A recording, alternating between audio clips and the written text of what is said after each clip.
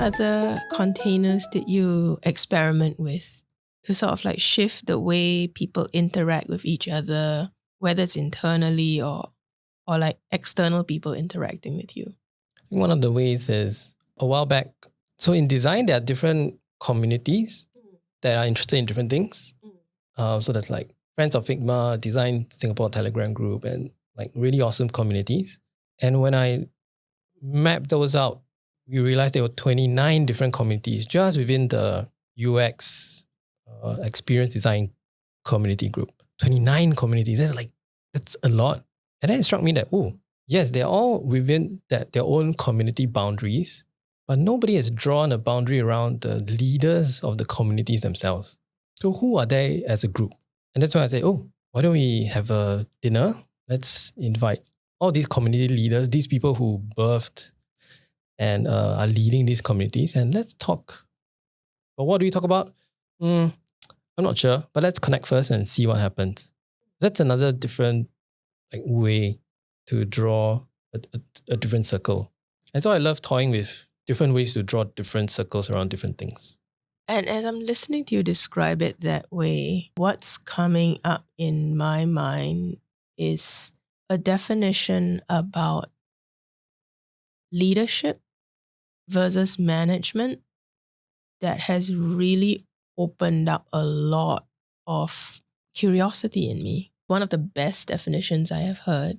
The work of management is to work within the boundaries. But the work of leadership is very different. The work of leadership is to get up to the boundary and interrogate it. You're working on the boundary itself. You're working at the boundary. You're working through the boundary. And if necessary, you navigate and negotiate those boundaries. It helps me to understand how creativity and leadership can't be divorced, because it is about, I guess, challenging our sense of reality in terms of getting up to those boundaries, those pre-designed, predetermined, this is good enough, don't need to go off script. Like, it's there already. Why would you want to meddle with it? And it can be so incredibly frustrating when, for the people who think like it's good enough, why must you go up there and meddle with that boundary? And the creative and the artist and the, and all of us will say like, because you can. And what if you can make something interesting or new? And that's such a tension point, I think, that leaders and creatives share with people who prefer to manage. That's quite interesting, right? Because similarly, I think we were just talking about being a creative and being creative. I see that same thing with leadership, where yes, there may be formal roles of leadership, but there's also individual leadership you can bring into any situation. And I think a lot of times leaders are called upon, or leadership is trust upon somebody when times are uncertain or we're not sure what to do next. So who's got an idea? And then somebody just says something. And it's that courage to say, I'm not sure what's going to happen. And maybe I need to redraw the boundary of what's possible. Let me just put it out there. And that redrawing requires creativity because they're imagining something that's people probably don't see. That there's maybe in a situation where maybe there's no possibility or very limited possibility. Sometimes what's exciting is people seeing another person who they deem a leader say, let's redraw it this way. Does that work? And people go, yeah, I'm inspired. Yes, let's do this. Yes, that's ambitious. Like, how did you see that? Yeah, I don't know how, but I like it and I'll follow. And same thing with a community. So how does the community get started up? Somebody says, hey, I see a need. Yeah. Let me draw a boundary. Who wants to be part of this? Yes. And then, suddenly you get a huge bunch of people. I was going through a lot at work. There was more than enough to do.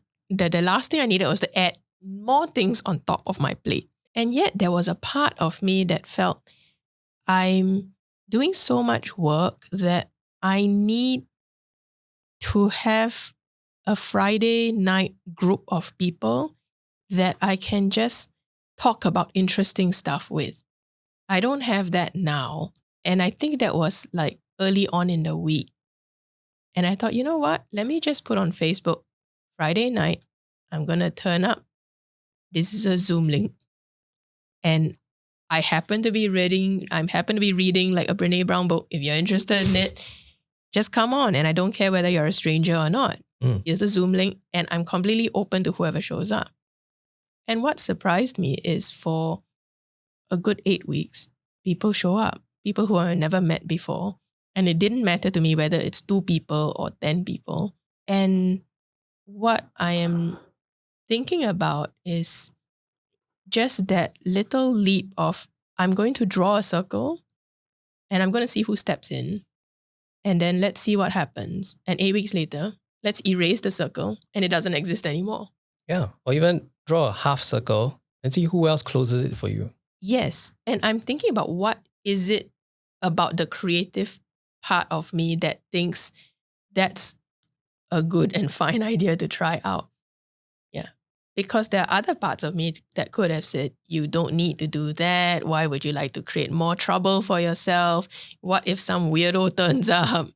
But the creative part of me is just very at ease with whatever may show up, partly because there's a reliance on that superpower of whatever happens, I can create something to deal with it.